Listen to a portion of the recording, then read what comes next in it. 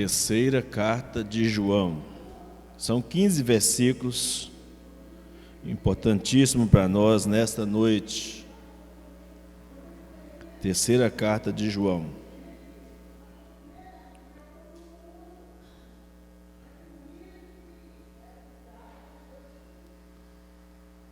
O presbítero ao amado Gaio, a quem eu amo na verdade.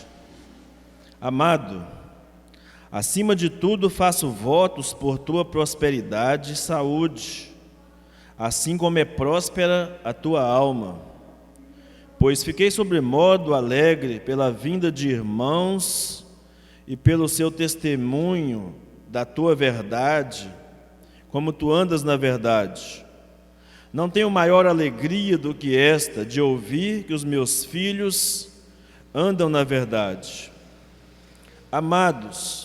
Amado, procedes fielmente naquilo que praticas para com os irmãos, e isto fazes mesmo quando são estrangeiros, os quais perante a igreja deram testemunho do teu amor.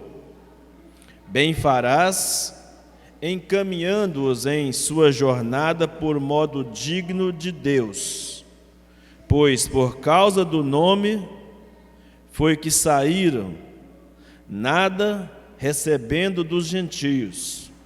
Portanto, devemos acolher esses irmãos para nos tornarmos cooperadores da verdade. Escrevi alguma coisa à igreja, mas Diótrefes, que gosta de exercer a primazia entre eles, não nos dá acolhida. Por isso, se eu for aí, far-lhe-ei lembrar das obras que ele pratica, proferindo contra nós palavras maliciosas. E não satisfeito com estas coisas, nem ele mesmo acolhe os irmãos, como impede os que querem recebê-los e os expulsa da igreja. Amado, não imites o que é mal, senão o que é bom. Aquele que pratica o bem procede de Deus. Aquele que pratica o mal jamais viu a Deus. Quanto a Demétrio, todos lhe dão testemunho, até a própria verdade. E nós também damos testemunho, e sabes que o nosso testemunho é verdadeiro. Muitas coisas tinha que te escrever, todavia não quis fazê-lo com tinta e pena, pois em breve espero ver-te, e então conversaremos de viva voz. A paz seja contigo. Os amigos te saúdam. Saúda os amigos, nome por nome. Amém. Nosso Deus, nós te agradecemos pela tua palavra nesta noite, e te pedimos que ela alcance o propósito desejado nessa noite ao nosso coração, ó Pai. Que a tua palavra encontre guarida, espaço em nossos corações, e que as nossas vidas estejam totalmente dominadas pela graça do Senhor e pelo poder do nome de Jesus, ó Pai. Que esta palavra se entronize em nossos corações e faça diferença em nossa vida, como somos chamados, primeiro como crentes, a darmos testemunho, e aos líderes que tu colocas diante da igreja para serem exemplos do povo do Senhor, Pai. Pedimos isso nesta noite, confiados na graça, na unção do teu Espírito Santo e no teu poder, ó Pai. É a nossa oração em nome de Jesus. Amém e amém. Amém, irmãos? O tema central que eu quero trabalhar com os irmãos nesta terceira carta de João é o que se espera de um líder na igreja de Cristo. O que se espera de um líder na igreja de Cristo? Esta terceira carta de João apresenta o lado positivo da hospitalidade, enquanto que a segunda carta apresentava o lado negativo da hospitalidade, né? Enquanto a segunda carta alerta para o perigo de exercer hospitalidade para com os falsos mestres, os falsos líderes, na terceira carta, João fala sobre a importância de receber em sua casa os pastores fiéis, os pregadores fiéis da palavra de Deus. Especificamente dos versos 5 até o verso 8, João fala sobre isso. Então, se os crentes não devem acolher os falsos mestres, de bom grado deve receber aqueles que vão levar a palavra de Deus verdadeiramente ao seu lar, à sua vida de um modo geral. A palavra-chave dessa terceira carta é testemunho, que João menciona no verso 3, no verso 6 e no verso 12. Ele fala sobre testemunho. Isso significa, o que é que João está chamando de testemunho aqui nessa carta? Não apenas aquilo que nós falamos, mas também aquilo que nós fazemos. Esse é o nosso testemunho. O que falamos e o que fazemos. Ou seja, o que falamos tem que condizer com a vida que nós praticamos. Não é só jogar palavras ao vento e depois não viver e não praticar o Evangelho ou a verdade anunciada por nós. Então, João está dizendo que cada um de nós, cristãos, temos que ser testemunhas, seja boa, seja má, mas somos uma responsabilidade diante de Deus, de ser testemunha. E quando se é mau testemunho, presta um desserviço ao reino de Deus. E quando se é bom o testemunho, presta um bom serviço no reino de Deus. É isso que João está dizendo, que nós somos parte do problema e somos também parte da solução, no que diz respeito ao apego à verdade, à comunhão da igreja, à comunhão dos salvos.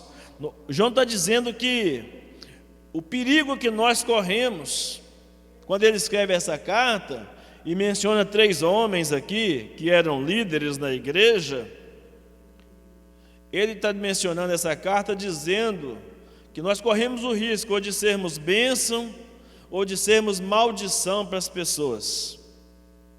João está nos alertando para essa possibilidade.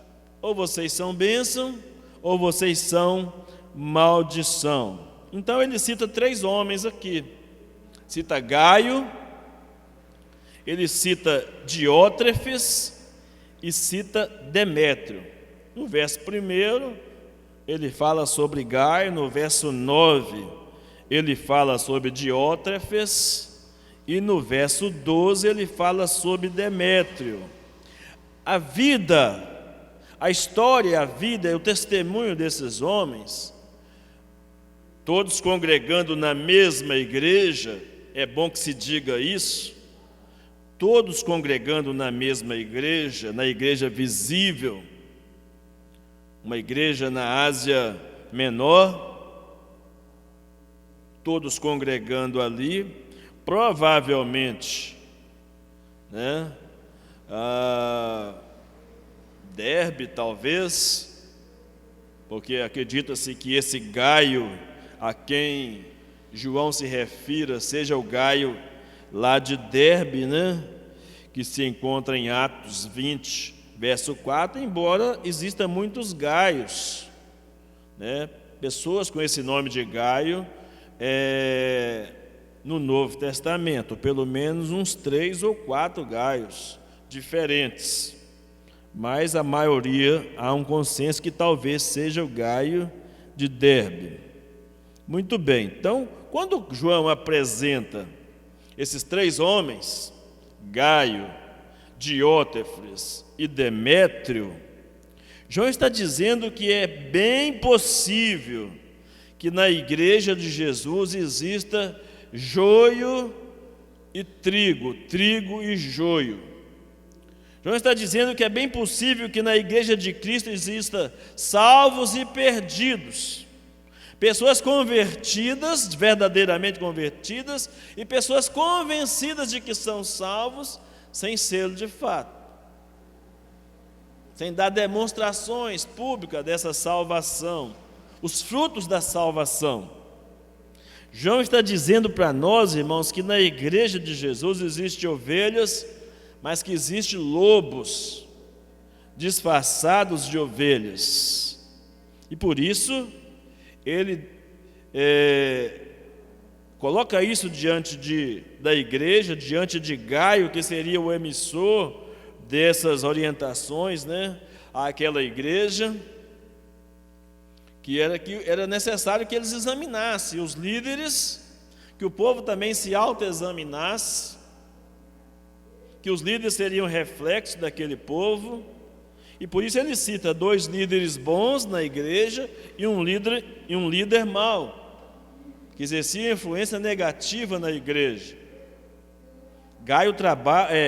João trabalha nessa proporção, dizendo isso, né? E isso tem até sentido com o que Paulo disse também em 2 Coríntios capítulo 13, versículo 3. Escrevendo aos Coríntios, Paulo disse aos Coríntios assim: examinai-vos a vós mesmos, se realmente estáis na fé. Provai-vos a vós mesmos, ou não reconheceis que Jesus Cristo está em vós, se é que já não estáis reprovados. 2 Coríntios 13, verso 3. E logo na introdução, a gente sempre faz esse destaque, aqui vamos passar rapidamente, já que se trata do mesmo autor, do mesmo escritor da segunda carta e da primeira carta também. Aqui ele usa do mesmo artifício que ele usou na segunda carta, usando o título de presbítero. Então, o remetente desta carta é João. Há um consenso entre os estudiosos que seja de fato João, usando um título que se nivela com os outros líderes da igreja. João não se dirige àquela igreja numa posição de superioridade. João se dirige àquela igreja dizendo: eu sou líder como vocês. Estamos na mesma posição de liderança. E ele já é um homem experiente, ancião, apóstolo, mas se nivelava no mesmo nível dos líderes que tinha ali naquela igreja, né? Ele era o último apóstolo vivo naquele tempo, era pastor das igrejas que ele havia ajudado a doutrinar, a fundar, né?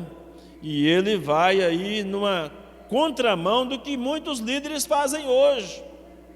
Muitos líderes vão inventando os títulos para si, no interesse de colocar-se numa situação de superioridade sobre outros líderes e também sobre o próprio rebanho de Deus, se colocando como super líderes, usando títulos como apóstolos, paipóstolos, patriarcas, bispos. Até o título de missionário tem sido utilizado de maneira equivocada por muitos, né? Quando alguém se torna líder de uma denominação e usa o título de missionário, ele coloca os outros numa categoria abaixo dele mesmo, como se os outros pastores, os outros obreiros tivessem subordinado aquele líder maior.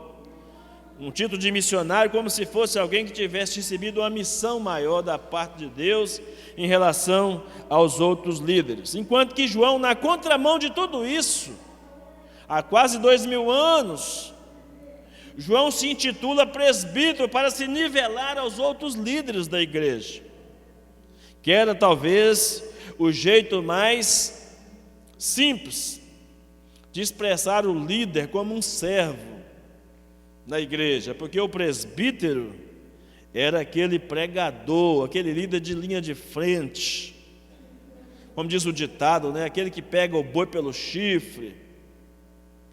O pessoal diz que o dono do boi pega o boi pelo chifre e o filho do dono pega pelo rabo. Ou seja, nas partes mais difíceis, os líderes são chamados para servir na missão, em tempos bons e em tempos ruins, nas missões fáceis e nas missões mais difíceis de se fazer o trabalho, a obra de Deus. João, como eu disse, endereça essa carta a Gaio, e como eu disse, provavelmente a Gaio de Derbe, pensando em Atos 20, verso 4. E 3 vezes nessa carta, João se dirige a Gaio, chamando ele de amado. Irmãos, é uma expressão muito carinhosa no meio do povo de Deus, chamar os irmãos de amados e de amadas no Senhor Jesus. Nós temos desgastado tanto a palavra amado, amada, amor, as pessoas usam isso de maneira tão vulgar muitas vezes, que às vezes nós não conseguimos compreender a profundidade disso. Tratar um irmão, tratar uma irmã de amado e de amada, né, expressa a maior profundidade da nossa relação familiar, da nossa comunhão uns com os outros em Cristo Jesus. Várias vezes nas cartas, Paulo se dirige às pessoas que frequentam a igreja como amados em Cristo Jesus. Amados e amadas em Cristo Jesus. Não é o amor erótico, não é ao amor erótico que Paulo, que João e que outros líderes e outros escritores do Novo Testamento fazem referência, mas está falando aqui de um amor que vem de Deus. Amados aqui é derivado do verbo agapau, na língua original, que é o amor incondicional. Quando você chama um irmão, por isso que não pode ser um chamado qualquer. Você chama um irmão, uma irmã de amado ou de amada, você está dizendo a ele: irmão, eu sou um com você. Eu sou um com você. Nós somos um em Cristo Jesus. E aliás, Jesus disse em João capítulo 13, versículo 35, João 13, 35, que a única chance para esse mundo conhecer verdadeiramente quem é Jesus Cristo é se nós nos amarmos uns aos outros. Jesus ensinou isso para nós. E João, como era aquele discípulo chegado, o discípulo do amor, ele aprendeu muito bem essa lição. E ele compartilhava de um amor com os líderes e com os crentes de um modo geral, semelhante àquele amor que ele experimentou do seu relacionamento com Cristo. Um amor muito semelhante ao amor que ele experimentou do seu relacionamento com Cristo. Então, no verso 1, no verso 2 e no verso 5, João usa a expressão amado, reforçando com a ideia, de a quem eu amo na verdade. O que João quer dizer com isso, irmãos? Que o amor, para fazer sentido, ele tem que ser declarado e tem que ser demonstrado na prática. Não pode ser só mais um evangeliquez, não pode ser só mais uma frase de efeito, uma saudação de efeito na vida da igreja. Precisamos sentir de fato o nosso amor pelos irmãos. Irmão, estou com você, porque deve é. Somos amados em Cristo Jesus, né?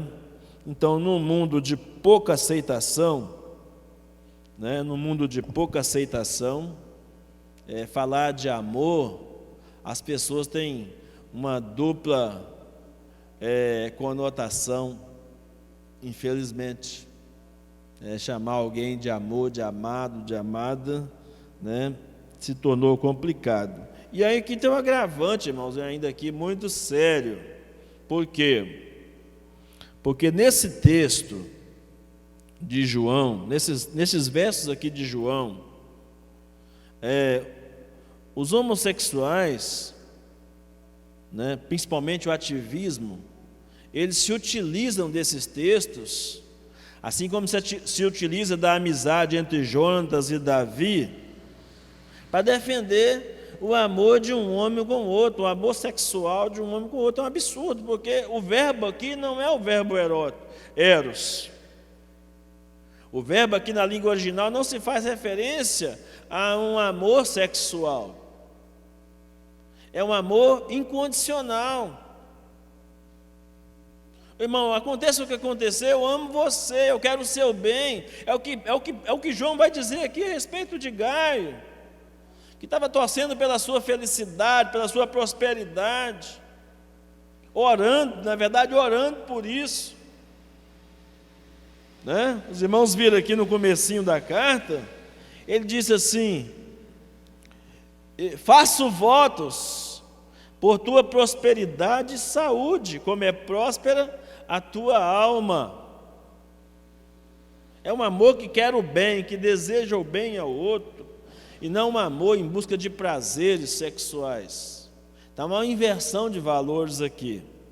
Mas o motivismo, né, do movimento gay, eles usam de textos como esse para dizer que, para se defender ou para justificar o amor sexual que eles sentem um pelos outros, homem com homem, a quem o apóstolo Paulo vai chamar de paixões infames. Em Romanos 1:26, amor de homem com homem, sexualmente falando, é paixão infame, vergonhosa. É isso que Paulo está dizendo. Então não justifica usar textos como esse, é porque vai estar usando fora do sentido original do texto, para fazerem defesas de uma prática sexual pervertida. Em terceiro lugar, na saudação, na verdade é como se fosse uma oração que Paulo está fazendo por João, no verso 2. Acima de tudo, faço votos por tua prosperidade, saúde, como é próspera a tua alma. É isso que João está dizendo aqui. Gaio era um homem de vida espiritual saudável. Paulo está dizendo, testemunho, quando ele fala que a alma dele é próspera, está dizendo, você é um homem espiritual saudável. Os testemunhos que eu tenho a seu respeito provam que você é um homem de espiritualidade sadia. Mas, pelo que ele está orando, né, provavelmente Gaio não fosse um homem de muitas posses, de muita riqueza. Talvez Gaio não fosse um homem que tivesse muita saúde. Porque Paulo está orando, fazendo votos pela prosperidade, para que ele se tornasse uma pessoa mais próspera e para que ele tivesse mais saúde. E o que eu aprendo aqui? Que é possível alguém ser pobre e ser rico espiritualmente, e é possível alguém estar fisicamente enfermo e a sua alma ser uma alma maravilhosa aos olhos de Deus, ser uma pessoa espiritualmente equilibrada. Então, em outras palavras, João intercede a Deus pela prosperidade pessoal de Gaio. Hoje muito chamado, né?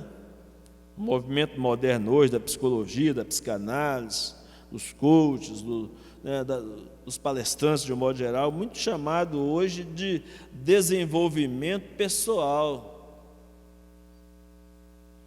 é bem verdade que muita gente trata desenvolvimento pessoal apenas com ficar rico, ganhar dinheiro. Mas desenvolvimento pessoal envolve muito mais coisas do que as pessoas imaginam. No caso de Gaio aqui, João queria que ele desenvolvesse em prosperidade e em saúde. Que ele fosse próspero e tivesse saúde.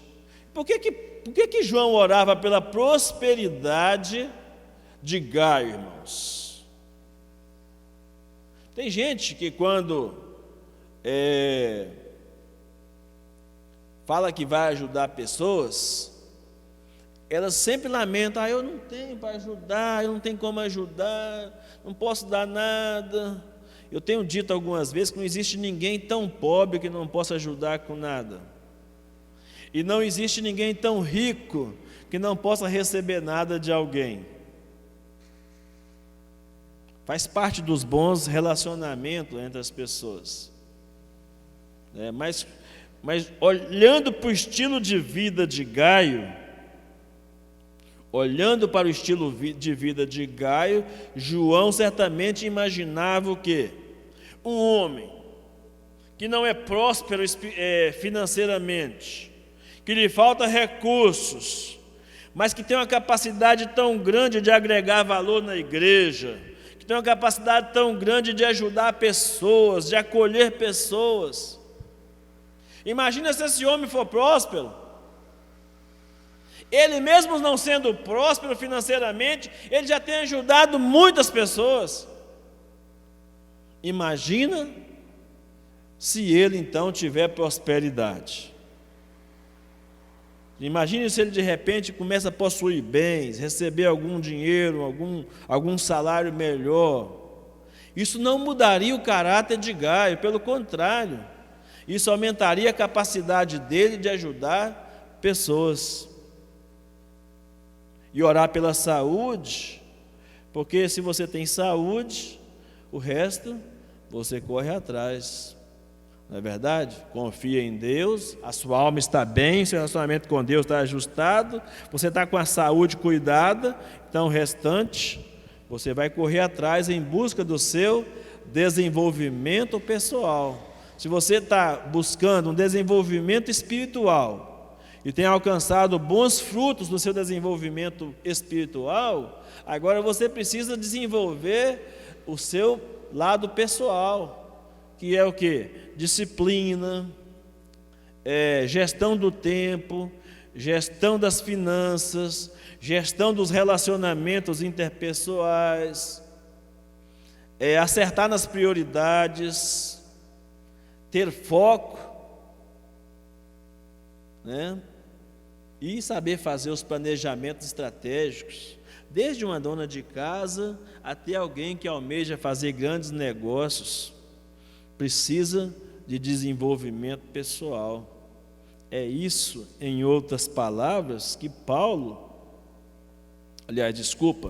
que João está desejando a Gaio.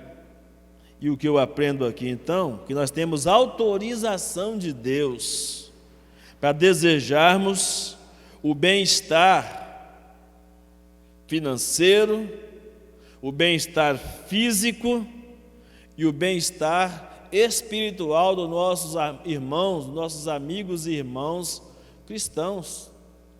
Não há nada de errado nisso. Não é errado ser rico. O grande problema que a Bíblia diz é que quando você coloca o coração no dinheiro, o amor ao dinheiro, a Bíblia não fala que é o dinheiro é imaterial, mas a Bíblia diz que o amor ao dinheiro é a raiz de todos os males. Quando o dinheiro passa a ser um fim em si mesmo, então nós vamos ter muitos problemas. Então por isso que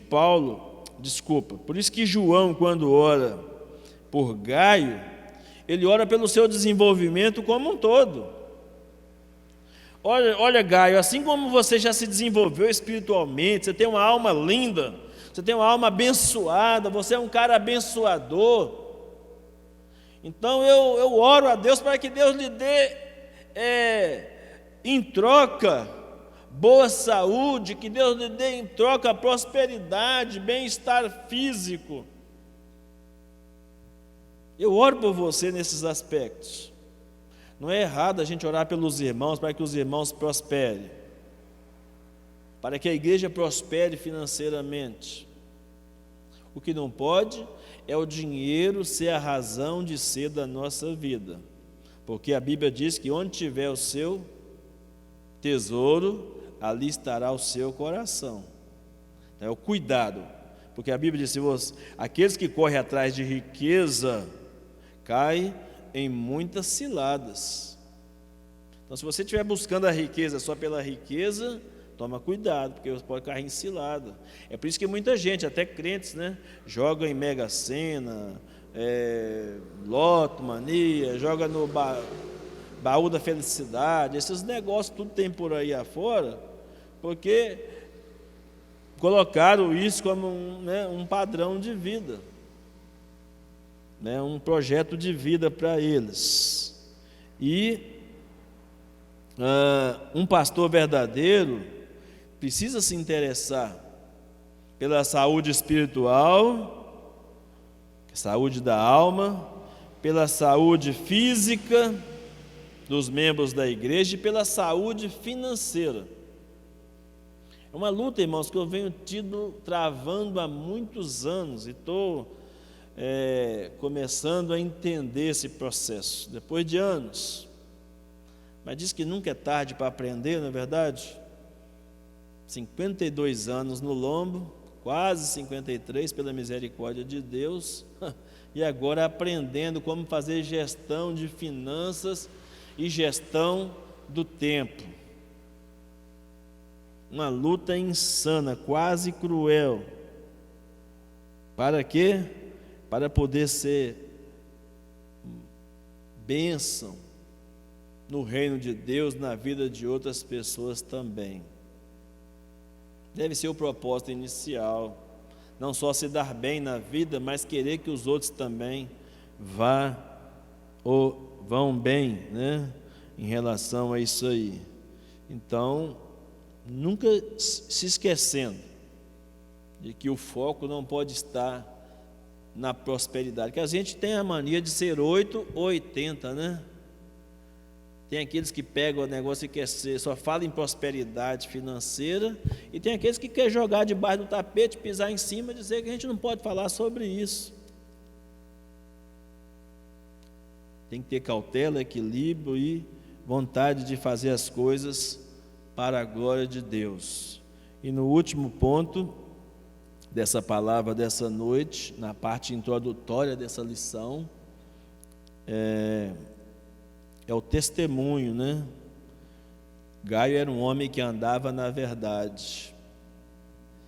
E quando a gente anda na verdade, irmãos, as coisas começam muitas vezes a acontecer naturalmente na vida da gente. E outras coisas a gente vai sendo despertado para buscar, de praticar, desenvolver a nossa vida, de modo que a gente alcance os objetivos.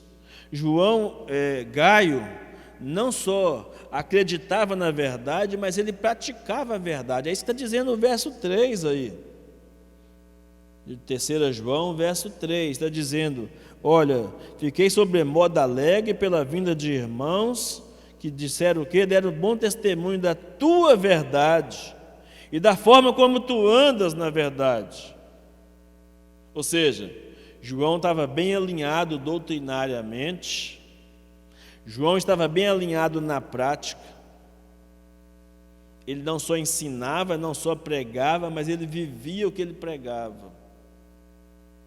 Então não basta você conhecer a doutrina e não praticar a doutrina, não colocar ela em prática no dia a dia. Então basicamente é isso que nós aprendemos, é isso que se espera, não somente dos líderes, mas de cada crente em particular. Se espera isso que estava se dizendo a respeito de Gaio aqui nessa carta, Nós vamos parar por aqui, destacando que Deus quer que nos tornemos pessoas assim, e Deus quer fazer de nós, de cada um da sua igreja, de certa forma, indiretamente, nós somos líderes de alguma coisa, ou no lar, ou no trabalho, ou mesmo na igreja, né?